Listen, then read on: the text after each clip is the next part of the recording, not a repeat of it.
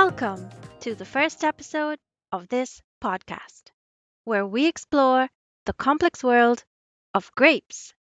Yes, you heard right, grapes.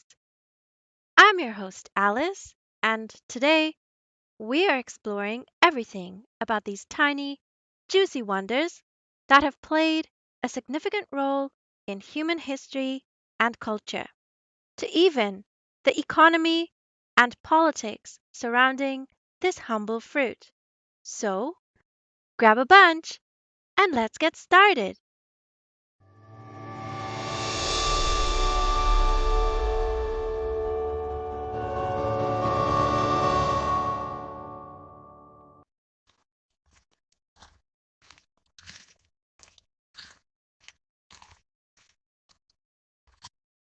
Let's start with the history of grapes. Did you know that grapes have been cultivated for thousands of years, dating back to ancient civilizations like the Egyptians, the Greeks, and the Romans, where the earliest evidence of grape cultivation can be traced back to around 6000 BC in what is now modern day Georgia. Grapes have been depicted in ancient Egyptian hieroglyphics and were even mentioned in the Bible. From the vineyards of Mesopotamia to the wine regions of France, grapes have been a staple crop for civilizations throughout history, where grapes were not only consumed fresh, but also fermented into wine, a practice that still continues to this day. In fact, did you know that the oldest winery discovered so far dates back to 4100 BC in Armenia? Now, that's some serious grape history.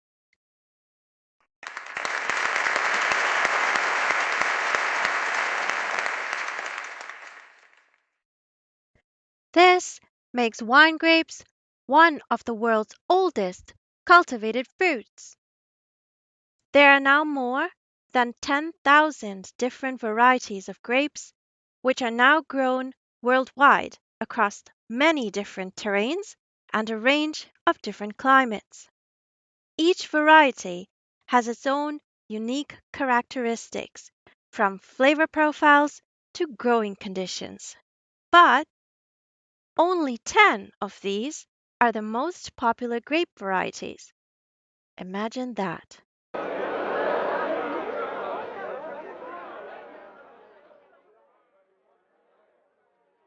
So, grapes are not only delicious, they're big business.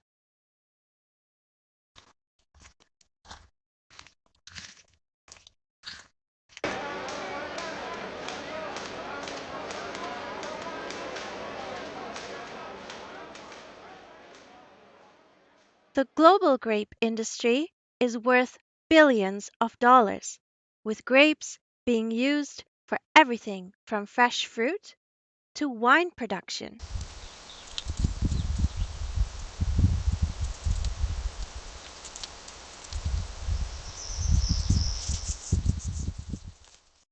In fact, wine made from grapes is one of the oldest and most widely consumed alcoholic beverages in the world. Now, if you're wondering how many countries grow grapes, you should know that in 2021, 93 countries produced fresh grapes, and the top 10 of these producers account for 70% of the world total. China is by far the leading producer of grapes with 15.6 million tons,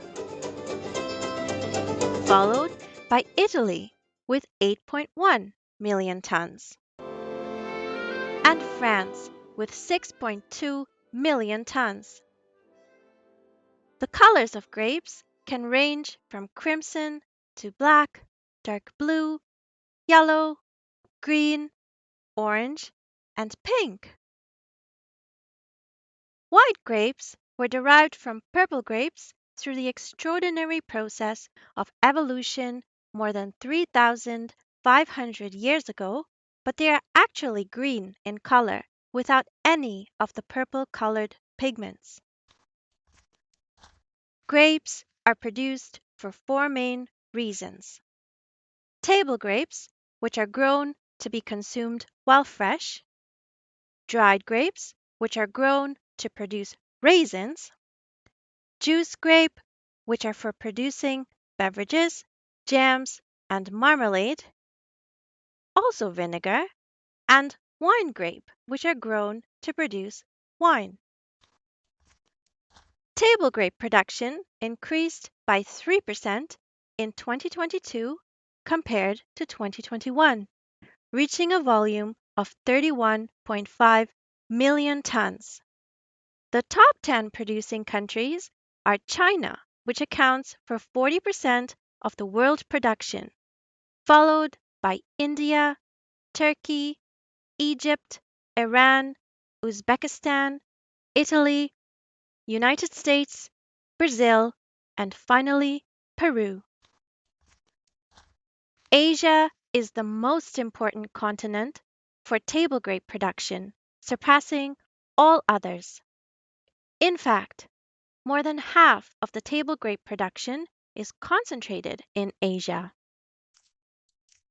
Europe, with a few exceptions, specializes mainly in the cultivation of wine grapes, which leads us into discussing the economy of grapes, since every year 7.2 trillion gallons of wine are produced, which makes grapes not only a stable crop in many agricultural regions, but also a major player in global trade.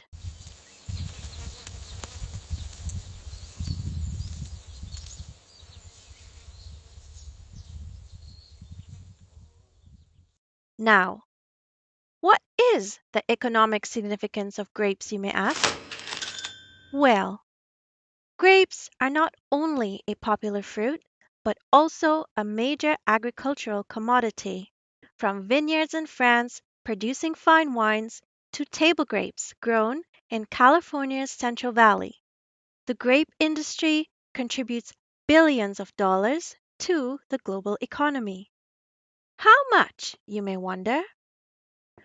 Well, the grapes market size is estimated to be just over 215 billion in 2024 and is expected to reach 303 billion US dollars by 2029, making grapes rank as the 328th most traded product at a total of 11 billion, which is just 0.053% of total world trade. And let's not forget about raisins, grape juice, and other grape derived products that grace our shelves and tables. But grapes aren't just about economics, they also have a political side. Yes, I know, politics and grapes may not seem like an obvious pairing, but grapes have played a role in political history too. From the vineyards of ancient Rome, where wine was used as a form of currency, to the modern controversies surrounding grape farming and labor rights, grapes have been intertwined with politics throughout the ages.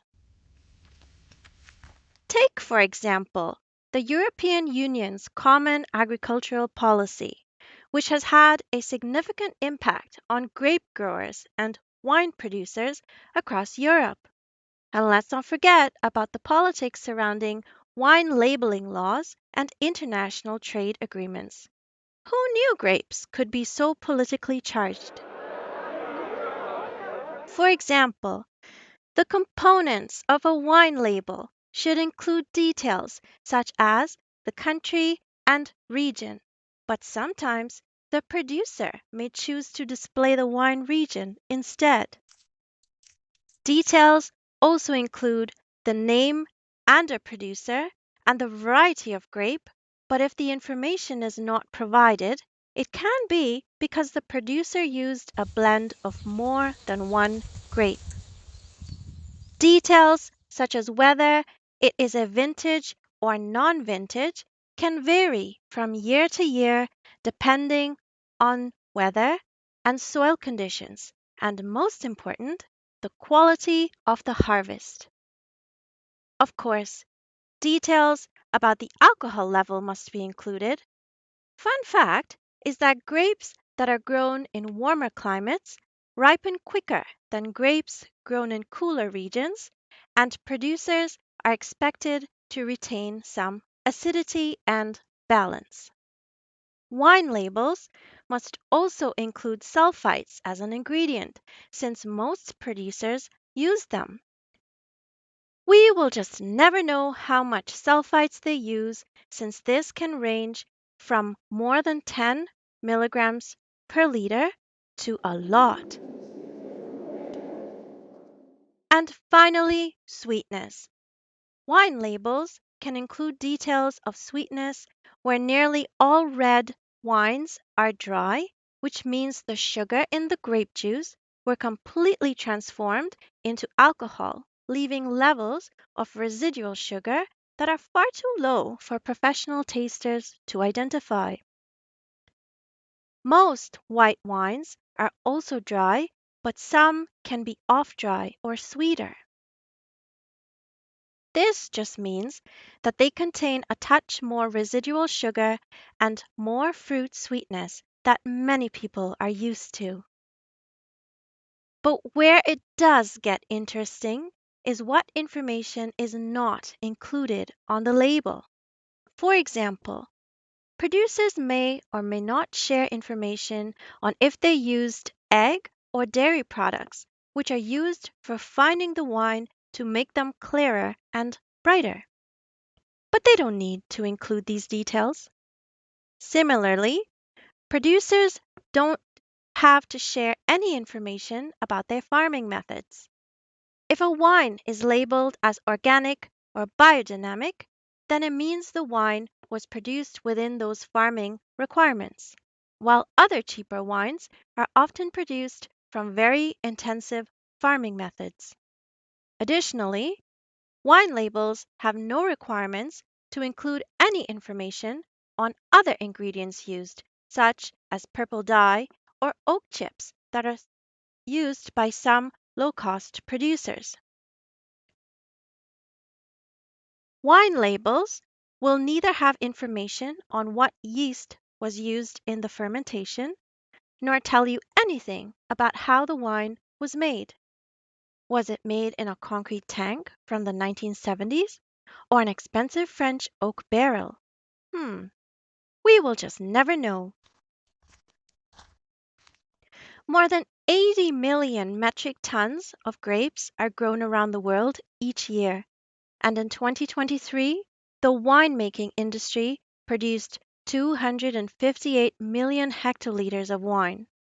Have you ever wondered what happened to all of those leftover grape seeds? They are processed to make grapeseed oil, of course. See, in 2023, the global grapeseed oil extraction industry generated over 511 million US dollars, and it is projected to reach approximately 650 million US dollars by 2026. And grape products, including stems, are also used in the medical and cosmetics industries. It's fascinating how the economic impact of grapes extends beyond just revenue, since grapes are also closely tied to politics and trade agreements, with disputes over tariffs, regulations, and intellectual property rights often dominating international discussions. Now, let's delve into the language of grapes. Did you know that the word grape itself has its roots in Latin? It comes from the Old French word grape, which originally meant bunch of grapes. And let's not forget about all the colorful idioms and expressions involving grapes, from sour grapes to grapevine gossip. The phrase sour grapes originates from one of Aesop's fables in the late to mid 6th century BC, where a fox dismisses grapes it cannot reach as sour. See, Aesop was a former Greek slave, and these fables provided an opportunity for safely sharing stories verbally about morality and self reflection among society while being both a form of children's entertainment and also conveying important life lessons. Since, during that time period of Greek history, authoritarian rule often made free and open speech dangerous for the speaker. So, using storytelling, often depicting animals, served as a way in ancient times to highlight both the desired and undesired human behaviors, sort of like what to do or what not to do, which meant that Aesop's fables were important means of communication by which criticisms against the government could be expressed without fear of punishment, providing a way through which the weak and powerless could speak out against the strong and powerful.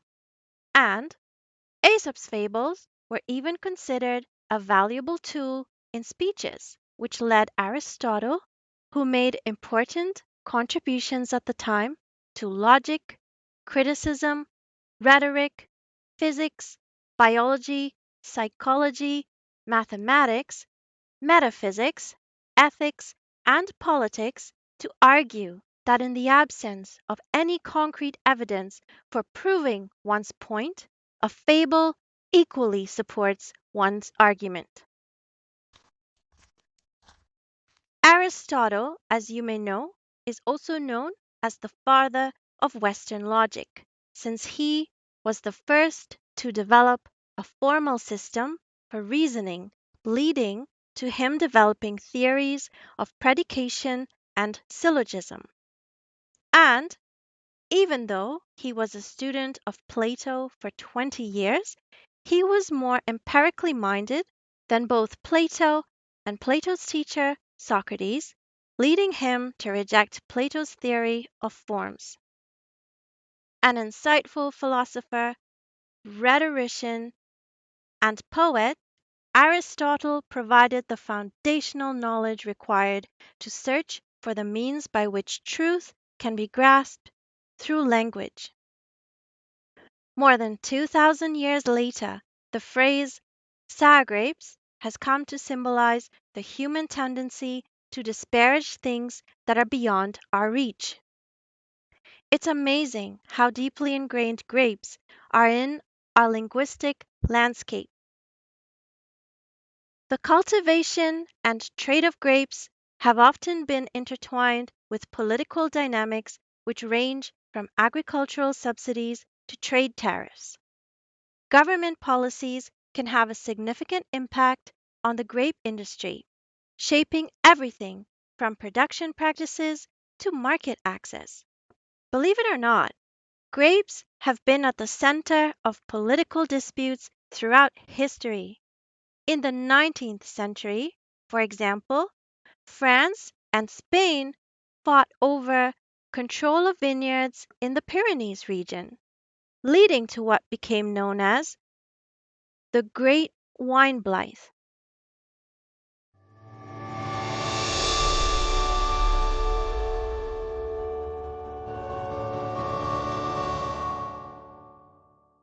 Finally, let's explore the cultural significance of grapes. Grapes have long been associated with fertility, abundance, and celebration in various cultures around the world. From the Greek god Dionysus, the god of wine, fertility, and ritual madness, to the biblical references of the vineyard as a symbol of prosperity. Grapes hold a special place in our cultural heritage. In fact, From the ancient vineyards of Mesopotamia to the sprawling estates of Europe, grapes have played a significant role in shaping human civilization.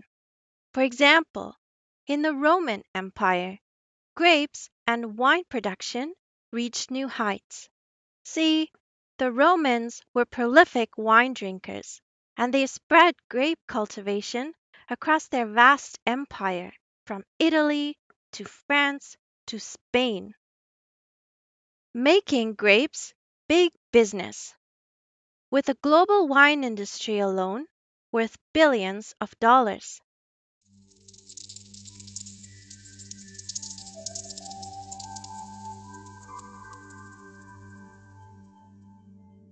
From small family owned vineyards to large commercial wineries, grapes play a vital role in economies around the world.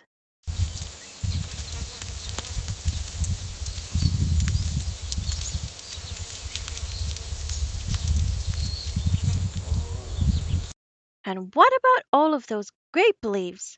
Well, those are used as food wrappers, of course. See, grape leaves are used to wrap meat and rice dishes. They also are used in sauces, salads, and even sometimes made into tea.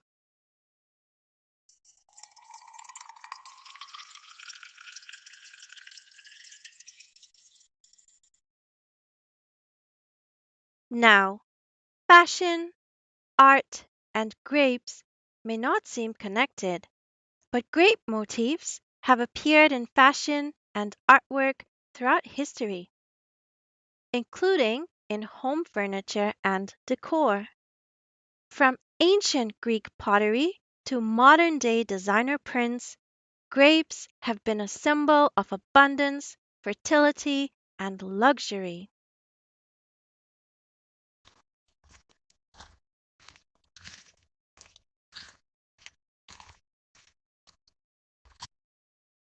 Now, let's pause for a moment and imagine a world without grapes, wine, grape juice, or raisins. Picture a world without vineyards carpeting the hillsides,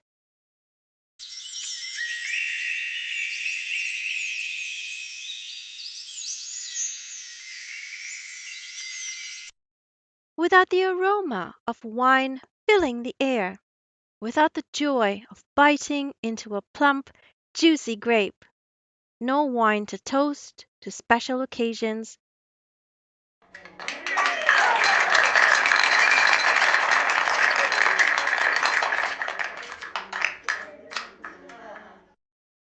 no grapes to snack on, no raisins in our ice creams or baked goods. It's a bleak image, isn't it? Imagine no grapeseed oil. Today, grapes are cultivated on every continent except Antarctica, with thousands of varieties, as mentioned before, which are grown for a variety of purposes. But beyond the sensory experience, consider the impact on our history, economy, politics, language, fashion, and culture that these humble fruits have brought into our lives. Without grapes, we lose a connection to our past, a source of livelihood for millions, a platform for political discourse, a rich tapestry of words and expressions, and a symbol of celebration and abundance.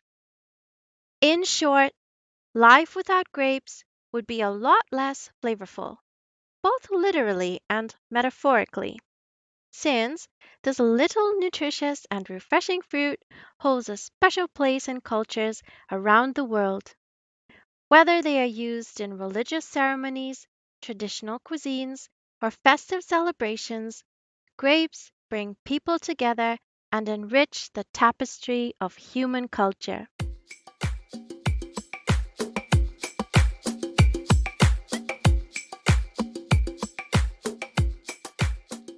And with that, we've come to the end of this episode of Grapes Galore. I hope you've enjoyed our deep dive into the world of grapes. Join us next time as we explore another fascinating story of human culture. Until then, keep learning, laughing, and savoring the sweetness of life.